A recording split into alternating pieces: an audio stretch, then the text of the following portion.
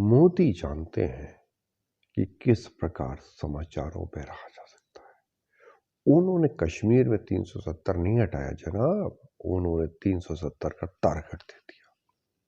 अब टीवी पे सिर्फ एक ही बहस चलती है, क्या बीजेपी 370 लाएगी या एनडीए 400 पार जाएगी। कि अब किसी भी टीवी चैनल में किसी भी राजनीतिक विशेषज्ञ को यह शक नहीं है कि 272 तो पार करेगी ही बीजेपी। अब बात और विवाद बहस सिर्फ एक ही विषय पे होती है, क्या बीजेपी 370 सीटें पाएंगी।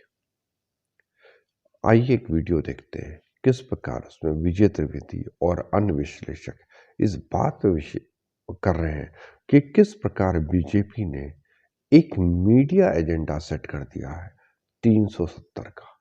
क्या बीजेपी इसको पार कर पाएगी या उसके नीचे रह जाएगी। आइए वीडियो देखते हैं।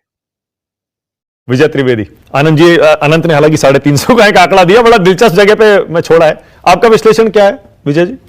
देखिए माणक जी, इसको मैं दूसरे नजरिए से देखता हूं। एक तो ये कि भारतीय जनता पार्टी ने या प्रधानमंत्री जी ने जो 370 का एक स्लोगन दे दिया, नारा दे दिया, 400 पार का नारा दे दिया, उसका फायदा भारतीय जनता पार्टी को या एनडीए को यह हो रहा है कि आज आप इस पर बहस कर रहे हैं कि 370 आएंगी या नहीं आएंगी। 2 बार किसी की सरकार बनने के बाद इस पर बहस करना ही अपने आप में एक बड़ी बात है। नहीं तो आप ये करते कि भाई ये सरकार तीसरी बार आएगी कि नहीं आएगी। तो ये उनका जो एक मकसद था वो तो पूरा हो ही गया कि 370 पार पर आप चिंता कर रहे हैं, आप 272 की चिंता नहीं कर रहे। मैं इसको देखता हूं कि मेरी चिंता मतलब कि मैं समझता हूं हिंदुस्तान के लोकतंत्र में जो व्यवस्था है मेजॉरिटी मार्क है 272 का। तो क्या 272 बीजेपी या कोई भी पार्टी पार कर रही है कि नहीं कर रही है? वो अभी जितने विद्वान लोग बोले उनके हिसाब से वो पार कर रही है। तो जब वो 272 पार कर जाती है तो मेरे लिए बेमानी है कि वो 370 पे जा रही है, 400 जा रही है। आप उनको प्रधानमंत्री बनने से या सरकार में आने से नहीं रोक सकते। ये हो गया। तो एक डिबेट तो यहां पर खत्म होती है। दूसरी बात, जैसे आप बार बार कहते हैं कि उनको हम बीजेपी हमें चौंकाती है, लेकिन हमें हजम नहीं होता। जब 1984 में 2 सीटें आई थी और जब कांग्रेस को 404 मिली पहले, फिर 10 सीटें और बाद में मिल गई पंजाब और असम में 414 हो गई। तो उस समय आडवाणी जी ने कहा था कि ये लोकसभा का नहीं शोक सभा का चुनाव है। जब इंदिरा गांधी जी के असैसिनेशन के बाद, लेकिन 2 सीटें आई। फिर जब 1989 का चुनाव हुआ तो 85 सीटें आ गई। तो हम सब लोगों का हाजमा खत्म हो गया। भैया ये तो अब इससे ज्यादा तो कभी बीजेपी की सीटें नहीं आ सकती। ये उसके मेजॉरिटी मतलब मैक्सिमम सीट्स हैं, इससे ज्यादा उसका कुछ नहीं हो सकता। लेकिन वो तो चौंकाते रहते हैं। फिर उन्होंने 182 पर आ गए, सरकार बना ली। तब हमने कहा कि ये बस अब ये बांध ऊपर सर से ऊपर गुजर रहा है पानी, अब इससे ऊपर हम नहीं जा सकते।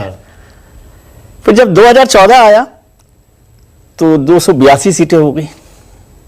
उनका ये तो कुछ खेल ऐसा हुआ कि मनमोहन सिंह सरकार के खिलाफ थे, माहौल था, भ्रष्टाचार था, ये नरेंद्र मोदी ने एक नया जादू किया, मैजिक किया, इसलिए 282 हो गई।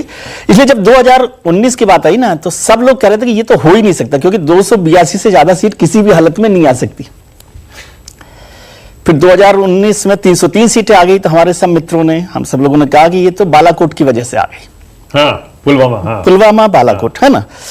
हालांकि मैं उससे सहमत नहीं हूं, मैं बार बार उस पर जोर देता हूं, क्योंकि उस दौरान उसमें भारतीय जनता पार्टी का वोट बढ़ा 6% 2014 से 2019 में, और सीट बढ़ी केवल 21। 6% वोट बढ़ के भी 21 सीटें बढ़ना तो कोई फायदा नहीं हुआ। कायदे से तो उस पुलवामा बालाकोट से 350 हो जाना चाहिए था उस बार, ठीक है। तो वो नहीं हुआ, इसलिए ये उनके चौंकाने का एक मतलब आप ये कह रहे हैं कि 303 के बाद अब ये जो चौंकाने की जो सीरीज चली आ रही है, इसमें अब हमें चौंकना बंद कर देना चाहिए। चौंकना बंद, कुछ भी हो सकता है, कुछ भी हो सकता है। लेकिन मैं इसको देख रहा हूं, यदि हम एनालिसिस करते रहते हैं, भविष्यवाणी नहीं करते। भविष्यवाणी के लिए दोनों बड़े विद्वान मेरे मित्र संजय जी और यशवंत बैठे हुए हैं। यशवंत तो बहुत एक सीट को 100 बार देखते हैं, मुझे पता है। वो हर सीट पर काम करते हैं, फिर कुछ 2 घटाते हैं, 2 बढ़ाते हैं। लेकिन क्या है कि इसको दूसरी तरफ से देखिए कि जो भारतीय जनता पार्टी को चैलेंज कर रहा है इंडिया गठबंधन, क्या वो उसे रोकने में कामयाब है? क्या हम इस पर बहस कर सकते हैं कि उनका स्ट्राइक रेट 50% होगा? क्या उनका स्ट्राइक रेट 60% होगा? क्या उनका स्ट्राइक रेट 40% होगा? तो जब उस तरफ देखेंगे तो फिर ये चौंकना आप बंद करेंगे।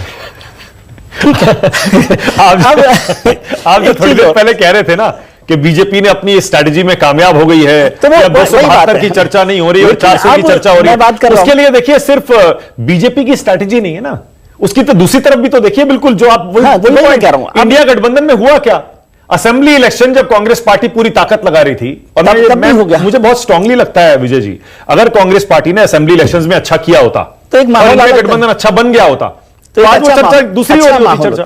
अब दूसरी एक छोटी सी बात कह देता हूं कि वहां पर क्यों नहीं पहुंच रहे, जो मैं समझता हूं कि वहां 370 पे क्यों नहीं पहुंच रहे, क्योंकि जो राज्य जहां पर 100% है वहां पर तो कुछ हो नहीं सकता, 90% है उसमें भी मेरे को बहुत ज्यादा चांस नहीं लगता कि कुछ होगा।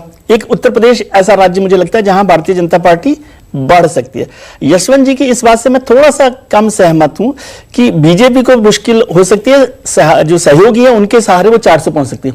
सहयोगी तो सभी डुबाने वाले हैं, जेडीयू से नुकसान हो रहा है बिहार में, शिवसेना से नुकसान हो रहा है, एनसीपी से नुकसान हो रहा है, तो जितने सहयोगी दल हैं, यदि टीडीपी तो नया नया आया तो उसका नंबर ऐड कर लीजिए, उसका कोई नुकसान फायदा नहीं है। तो जितनी सीटें भारतीय जनता, ये वैसा का वैसा ही होगा 2004 का, यदि आप एनडीए के भरोसे रहे तो वहां भी पहुंचेंगे कि नहीं? अच्छा पॉइंट है, मतलब आप ये कह रहे हैं कि एनडीए का नंबर कम हो सकता है, एनडीए का बीजेपी हो सकता है कि लगभग उतनी जीत रही है, एनडीए सोचिए कि यशवंत जी और संजय जी जितनी सफोलॉजिस्ट प्रधानमंत्री जी हैं, उन्होंने तो 328 सीटें केवल दी है सहयोगी दलों को। हाँ 370 और 430 दी, 30 सीटें दी हैं। तो वो 30 सीटें दे रहे हैं, हम 80 सीटें दे रहे हैं उनको, सहयोगियों को। हाँ, अगर हम ये कह रहे हैं कि 320 बीजेपी आएगी और 400 प्रधानमंत्री जिस एनडीए को लीड कर रहा है उन्होंने 30 सीटें दी है खाली, कि भैया तुम्हारे भरोसे हम 30 सीटों पर बैठे हुए हैं। तो इसलिए वहां उनके पास गुंजाइश कम है। और जो साउथ का पूरा है उसमें मुझे नहीं लगता कि तमिलनाडु में और तेलंगाना में 2-4 सीटें ऊपर नीचे होने से ज्यादा कोई फर्क पड़ रहा है। और जहां कम हो रही है, जैसे बिहार में कम हो रही है, महाराष्ट्र में कम हो रही है, कर्नाटका में कम हो रही है। बिहार और महाराष्ट्र में विजय जी वही तो जो यशवंत कह रहे थे, मैं सहमत हूं कुछ हद तक। क्या बिहार और महाराष्ट्र में भी अगर सीटें कम हो रही हैं तो एनडीए की हो रही हैं, बीजेपी की सीटें हमें नहीं लगता कम होगी। बिहार और महाराष्ट्र टोटल में जितनी सीटों पर बिहार में बीजेपी लड़ रही है, महाराष्ट्र में लड़ रही है, पिछली बार के मुकाबले कम नहीं होगी, एनडीए की सीटें कम होगी। तो इसीलिए कहा कि प्रधानमंत्री जी ने उसको सोच के 30 ही सीटें रखी है ना उनके लिए। तो कर्नाटक में बीजेपी की सीट कम हो सकती है यदि हो रही है तो, बंगाल में कम हो सकती है कि नहीं हो सकती है, और जो बढ़ेगी तो उत्तर प्रदेश में 10 सीटें मान लीजिए बढ़ जाती है, तो ये 10 सीटें और 10 सीटें और साउथ की जो 29 सीटों को आप 40 सीटों पर पहुंचा दे, जितना भी जोर लगा ले, कन्याकुमारी तक पहुंच जाए। समझे, तब भी 300 कन्याकुमारी और कोयंबटूर भारतीय जनता पार्टी सोच रही है कि निकल सकती है, या त्रिशूर पर वो जोर लगा रहे हैं, या आंध्र प्रदेश में 4-5 सीटों की बात करें, तो कुल मिलाकर क्या बड़ा फायदा हो रहा है। कुल नंबर वहीं पहुंच रहा है जहां पर वो आज हैं भारतीय जनता पार्टी। इसलिए मैं 325 पर पहुंचना भी मुझे टफ गेम लगता है।